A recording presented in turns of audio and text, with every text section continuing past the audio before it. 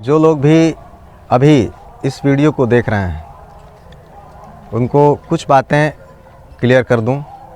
अभी आप देखेंगे जिस स्थान पर हम खड़े हैं उसके बगल में नदी बह रही है।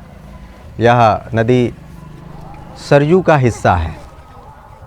वही सरयू जो भगवान राम से संस्पर्शित है, जिसमें राम अपने अन्य बंधु बांधवों के साथ सशरीर प्रवेश कर गए। हमारे यहाँ बिहार में इसको बूढ़ी गंडक कहते हैं, घाघरा नदी भी कहते हैं। इसी सरयू के तट पर हम हैं और हवन साधना अनुष्ठान करते हैं। इस पोस्टर पर जैसा कि आप देख रहे हैं बैनर पर, सिर्फ आयोजकों हेतु लिखा हुआ है लक्ष्मी सिद्धि हवन और उसके ऊपर द्वादश पूर्णिमा। सद्गुरुदेव द्वारा एक गोपनीय तंत्र विधान साधकों को प्रदान किया गया था। उसमें उन्होंने बृहत्तर अनुष्ठान भी बताए हैं तंत्र क्षेत्र के और बहुत सारी गोपनीय विधियां भी प्रदान की हैं। कुछ ऐसी भी चीज़ें हैं शॉर्ट में जिन पर यह कहावत या उक्ति चरितार्थ होती है कि देखन में चोटन लगे घाव करे गंभीर। तो द्वादश पूर्णिमा का एक कार्यक्रम हम लोगों ने शुरू किया, जिसमें साल 2020 के श्रावण मास की पूर्णिमा से हम लोगों ने इसे शुरू किया है। वैसे तो कई सालों से मैं अपने परिचित साधकों के साथ श्रावण के सभी सोमवार पर बहुत प्रचंड अनुष्ठान करता हूँ, स्वयं भी करता हूँ और करवाता भी हूँ साधकों से। तो एक प्रेरणा हुई, सद्गुरुदेव के द्वारा एक निर्देश मिला जिसके तहत सभी साधकों को, जो खासकर आयोजक हैं, जो इन्वेस्ट करते हैं, जो सार्वजनिक अनुष्ठान भी हम लोग करते हैं, उसमें लोगों के रहने भोजन पानी इत्यादि की व्यवस्था करते हैं, सामग्री इत्यादि की व्यवस्था करते हैं। तो जब इन्हीं के पास लक्ष्मी नहीं होगी, इनके पास अर्थ नहीं होगा, तो ये व्यवस्था कहाँ से होगी। इस प्रकार ऐसे लोगों को लक्ष्मी प्रदान करना गुरु का दायित्व हो जाता है। मैं स्वयं की बात नहीं कर रहा हूँ, सद्गुरुदेव की बात कर रहा हूँ। तो सद्गुरुदेव का भी कहना था कि तुम मुझे अगर एक गिलास पानी पिलाते हो तो मेरा दायित्व बन जाता है गुरु होने के नाते कि मैं तुम्हें 1000 गिलास दूध पिलाऊं।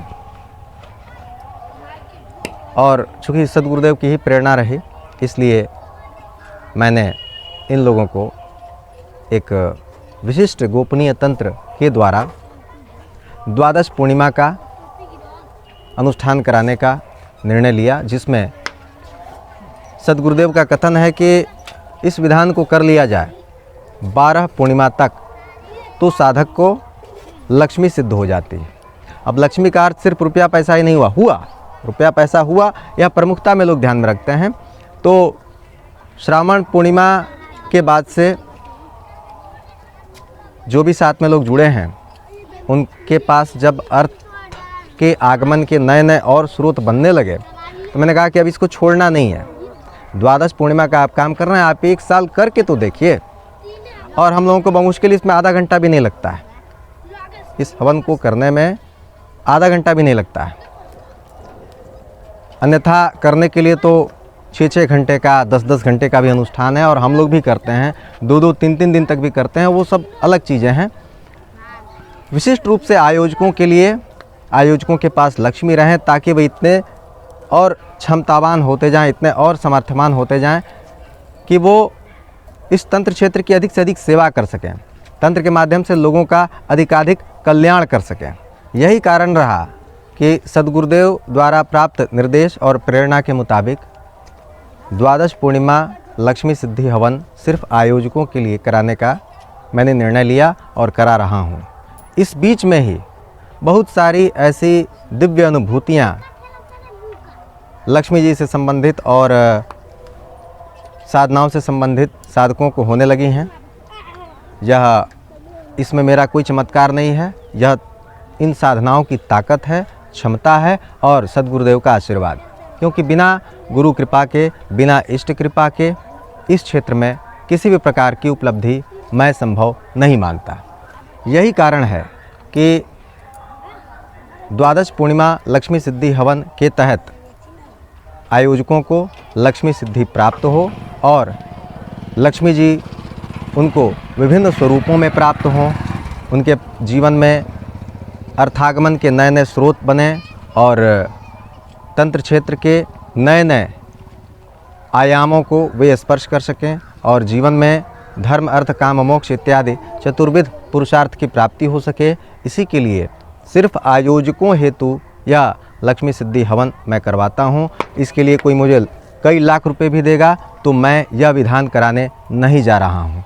फिलहाल तो यही निर्देश है और आगे जैसी गुरु की इच्छा होगी वह देखा जाएगा। हाँ, विशिष्ट अवसरों पर, महाविद्याओं की जयंतियों पर, अक्षय तृतीया, नवरात्रि, होली, श्रावण के विशिष्ट सोमवार, काल भैरवाष्टमी सहित अन्य जो भी महत्वपूर्ण तिथियां होती हैं, उन तिथियों पर जो मैं हवन अनुष्ठान इत्यादि कराता हूं, जो साधनात्मक तंत्र क्षेत्र की बातें हैं जो मैं बतलाता हूं, वह सब गुरु प्रदत्त ज्ञान है, वह कराता रहूँगा। अब इसका मतलब ये नहीं आप समझेंगे कि नहीं सिर्फ आयोजकों को लक्ष्मी सिद्धि प्रदान की जा रही है या लक्ष्मी साधना कराई जा रही है, ऐसा बिल्कुल नहीं है।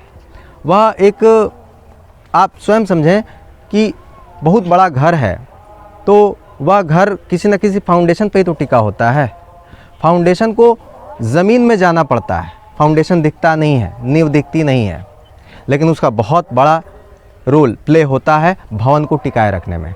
भवन ही दिखता है, खूब अच्छा भवन है, खूब अच्छी बिल्डिंग है, फ्लैट अपार्टमेंट सब कुछ है, तो ये लोग फाउंडेशन हैं, ये लोग ज़मीन से जुड़े हुए हैं और बहुत सारी बातें ये समझ गए हैं।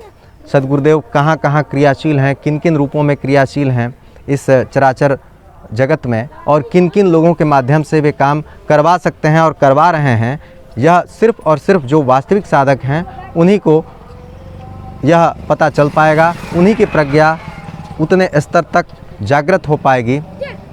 वैसे भी सद्गुरुदेव की इच्छा जहाँ जिसको कुछ अद्भुत प्रदान करने की होगी वहाँ उसको जोड़ देंगे।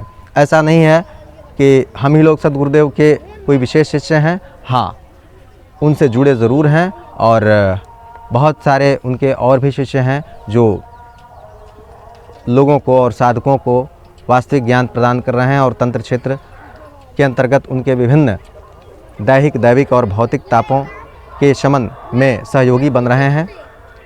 हम भी उसका एक छोटा सा अंश हैं और यही क्रिया अपने साथ के लोगों को, साधकों को करवाते रहें और करवाते रहेंगे।